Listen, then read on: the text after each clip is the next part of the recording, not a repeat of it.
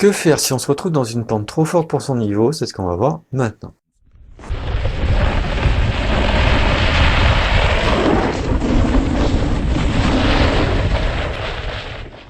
Salut, aujourd'hui on parle de la pente trop forte. C'est quelque chose qui peut arriver assez facilement.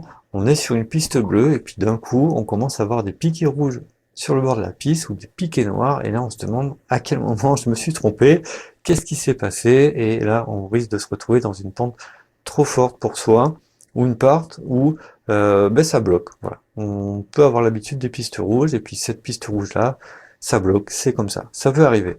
Pas de panique. Alors il y a trois solutions préférées par ordre de préférence. Première, c'est remonter si on peut. Attention, il y a des choses à respecter. Deuxième, descendre comme on peut. Ça, c'est l'autre solution, si on peut pas faire la première.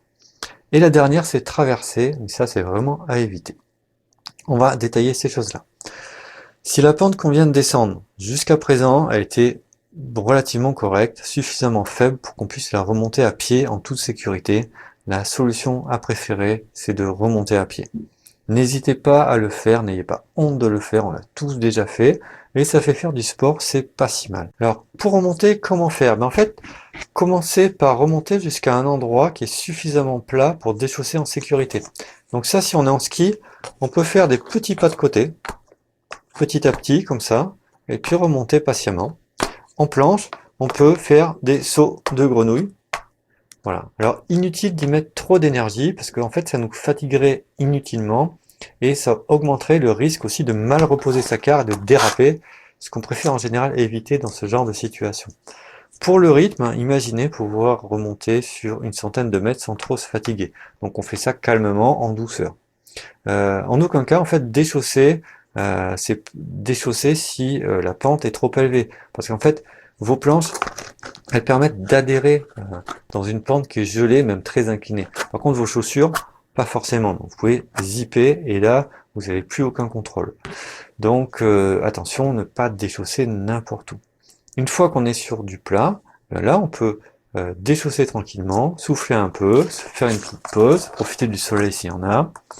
On peut, voilà, essayer d'organiser ses skis, ses bâtons, de manière à pouvoir marcher longuement, et puis on remonte tranquillement jusqu'au départ d'une piste qui est plus facile, voire jusqu'à la remontée d'où on est parti éventuellement. Lorsque c'est possible, en fait, remonter, c'est vraiment la solution la plus sûre, et malgré les apparences, celle avec laquelle on crame le moins de temps et de moins d'énergie. Parfois, les autres solutions peuvent bousiller beaucoup plus de temps et d'énergie que ça. Alors si on ne peut pas remonter, la deuxième solution c'est descendre tant bien que mal. Donc là en fait la première solution c'est ce qu'on appelle le râpage. Donc là, de face en planche, de côté en ski, hop, on laisse la carre glisser un petit peu, on la rattrape, voilà, tac, clac, jusqu'à descendre. Alors l'inconvénient, c'est que sur certains terrains, en fait, la carre, elle risque de rebondir et de s'emballer, et on risque de la perdre. Donc ça c'est un peu, c'est pas terrible. Autre inconvénient de cette méthode, c'est ça prend du temps, mais bon c'est pas grave hein, de prendre un peu de temps, on a une situation pas normale à gérer, donc on prend du temps. Mais l'autre inconvénient, c'est que ça fonctionne mal, hors piste notamment, et pas du tout si les neiges sont épaisses ou poudreuses, ça marche pas, ça marchera pas.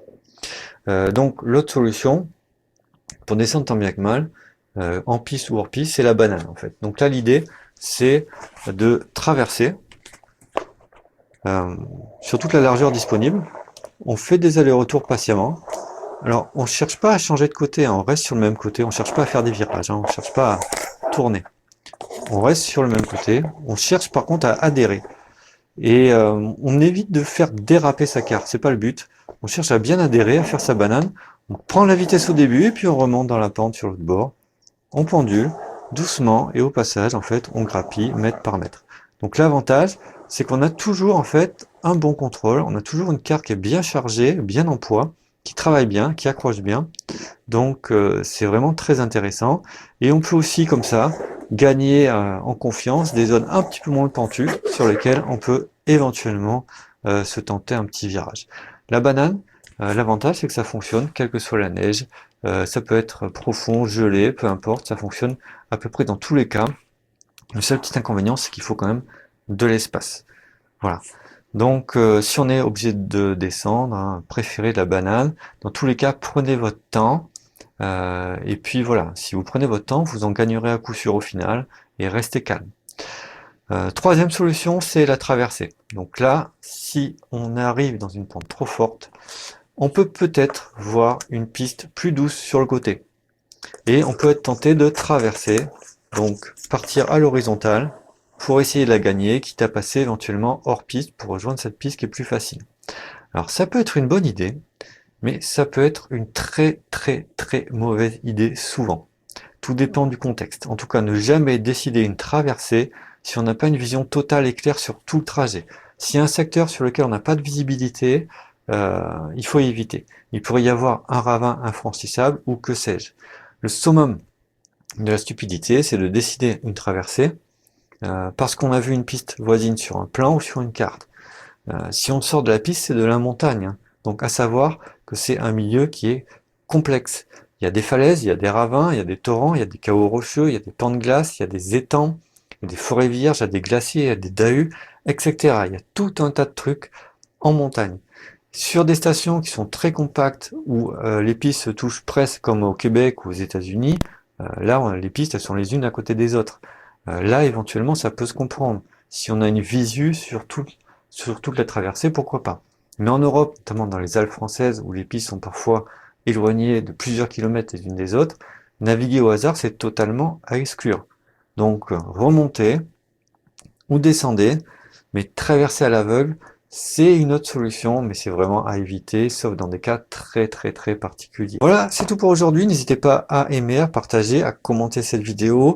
Partagez vos expériences. Est-ce que ça vous est déjà arrivé? Est-ce que ces infos vous ont aidé? On se retrouve très bientôt. D'ici là, glissez bien, amusez-vous bien, portez-vous bien. Ciao!